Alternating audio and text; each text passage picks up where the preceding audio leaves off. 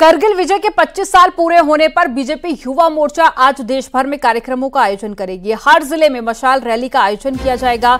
मशाल रैली में जगह जगह पर जलाए जाएंगे विजय दीप और बीजेपी अध्यक्ष जेपी नड्डा 25 जुलाई की शाम को दिल्ली में इंडिया गेट पर मशाल रैली में शामिल होंगे और 26 जुलाई को देश भर में कई जगह पर सांस्कृतिक कार्यक्रमों का भी आयोजन होगा।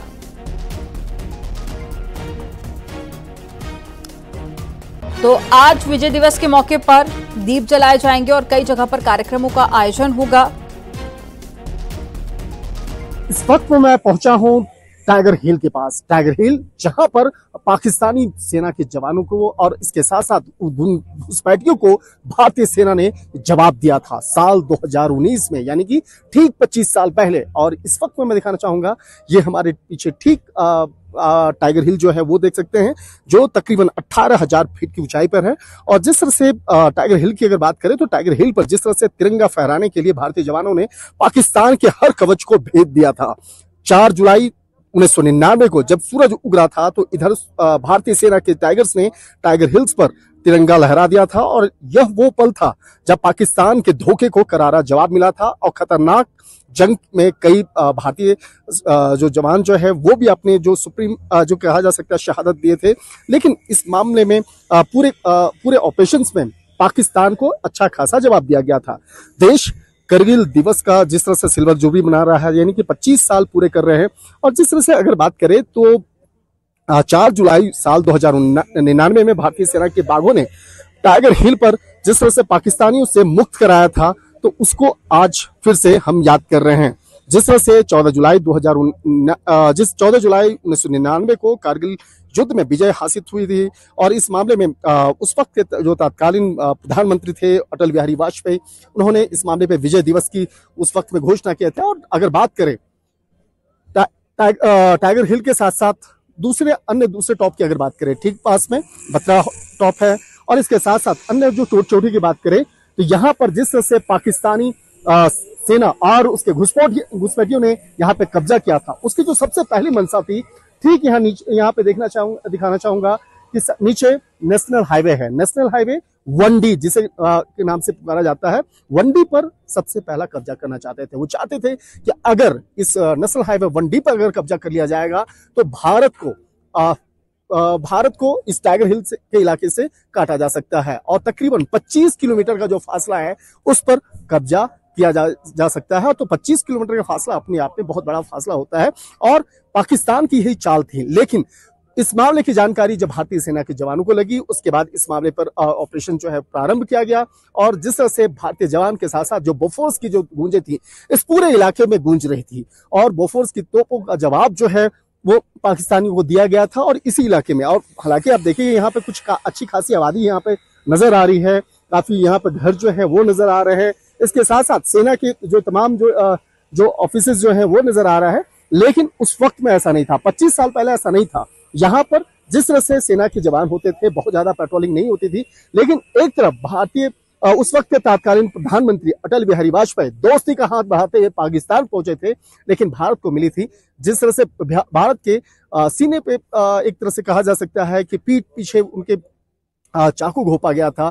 दोस्ती का जो रिश्ता है, जो भारत में शांति और दोस्ती का एक रिश्ता भारत दिखाना चाहता था और पाकिस्तान के साथ में, यानी अपने पड़ोसी मुल्क के साथ में वो कायम करना चाहता था। लेकिन पाकिस्तान ने भारत के पीठ पर एक कहीं न कहीं वो चाकू घोंपने का काम किया था। और भारत मिठाइयाँ और तमाम अपने डेलीगेशन को लेकर पाकिस्तान पहुंचा था। तो दूसरी तरफ उस वक्त में परवेज मुशर्रफ के नेतृत्व में इसी कारगिल हिल और इसके साथ साथ आसपास की चोटियों पर कब्जा करने की एक कोशिश की जा रही थी, साजिश रची जा रही थी, जिसका जवाब भारतीय सेना के जवानों ने दिया। और 25 साल के बाद जब आज हम विजय दिवस के तौर पर, रजत जयंती के तौर पर इस कार्यक्रम को मना रहे हैं, तो कहीं न कहीं कहा जा सकता है कि भारतीय आन बान और शान को और बेहद मजबूती से यहाँ पर हम लोग रख रहे हैं। और कहा जा सकता है कि देश के अन्य जो सीमावर्ती इलाके हैं वहां पर भी अब किस तरह से भारतीय सेना मजबूती के साथ खड़ी है, इन तमाम मसलों पर और फिर से चर्चा शुरू हो गई है। और एक बड़ी खबर मिल रही है, फिरोजाबाद से ट्रक और बस में टक्कर हो गई है। हादसे में 2 लोगों की मौत हो गई है, 36 लोग घायल हो गए हैं। बहराइच से दिल्ली जा रही थी बस, लखनऊ आगरा एक्सप्रेसवे पर हादसा हुआ, घायलों को अस्पताल में भर्ती कराया गया है। एक बड़ी खबर आपको बता रहे हैं, साथ ही ये तस्वीरें आप देखिए अस्पताल की, जहां पर सभी घायलों को भर्ती कराया गया है, जहां उनका इलाज जारी है। बहराइच से दिल्ली जा रही थी, वो एक ट्रक से टकरा गई और उसमें 150 लोग सवार थे। उस एक्सीडेंट के बाद उसमें जो बस का ड्राइवर और एक व्यक्ति की मौके पर मृत्यु हो गई और उसमें बाकी जो सवारी थी उसमें काफ़ी लोग घायल हुए। उनको तत्काल एम्बुलेंस से हम लोगों ने सैफई और सिकोहाबाद के अस्पताल में भिजवा दिया, जहां पे उनका इलाज चल रहा है। लगभग 40-45 लोग वहां पर सुरक्षित थे, उनको हम लोगों ने वाहन की व्यवस्था करके और उनके गंतव्य को रवाना कर दिया है। कुशीनगर में गंडक नदी में फंसे 4 लोगों का रेस्क्यू किया गया है। पुलिस के जवानों ने रस्सी की मदद से चारों लोगों को बाहर निकाला। दरअसल नदी से लकड़ी निकालने गए 4 लोगों की नाव नदी के तेज बहाव में पलट गई थी और चारों लोग तैरकर पुल के खंभे तक पहुंचे और चारों लोगों की आवाज सुनकर पुल के पास में मंदिर के पुजारी ने पुलिस को इसकी जानकारी दी।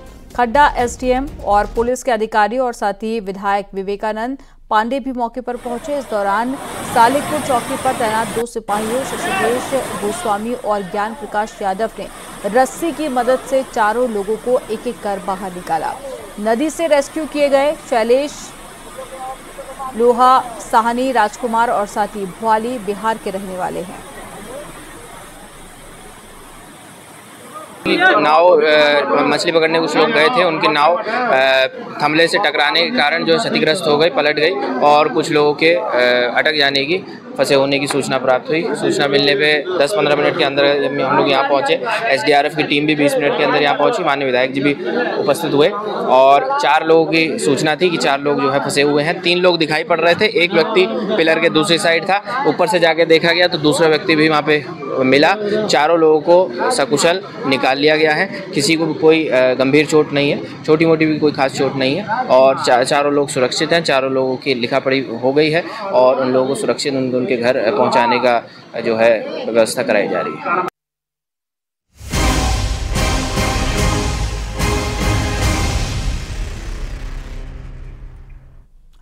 प्रयागराज में माफिया अतीक अहमद की जमीन पर महिला संरक्षण गृह और साथ ही गरीबों का आशियाना बनाया जाएगा।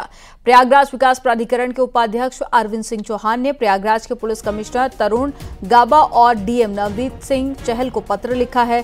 20 जुलाई को सीएम योगी आदित्यनाथ ने अपने दौरे के दौरान में अधिकारियों को आदेश दिया था, जिसके बाद प्रयागराज विकास प्राधिकरण खासा एक्टिव भी हो गया था।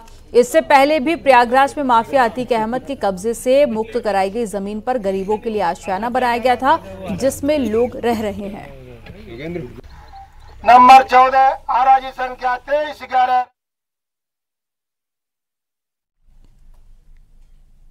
और कांवड़ यात्रा रूट को लेकर नेम प्लेट विवाद में एक नया मोड़ आ गया है। सुप्रीम कोर्ट में नई याचिका दाखिल की गई है। नेम प्लेट के समर्थन में दाखिल की गई है नई अर्जी। इस मामले में पक्षकार बनाए जाने की मांग की गई है। अर्जी में शिव भक्तों के मूल अधिकारों का हवाला दिया गया।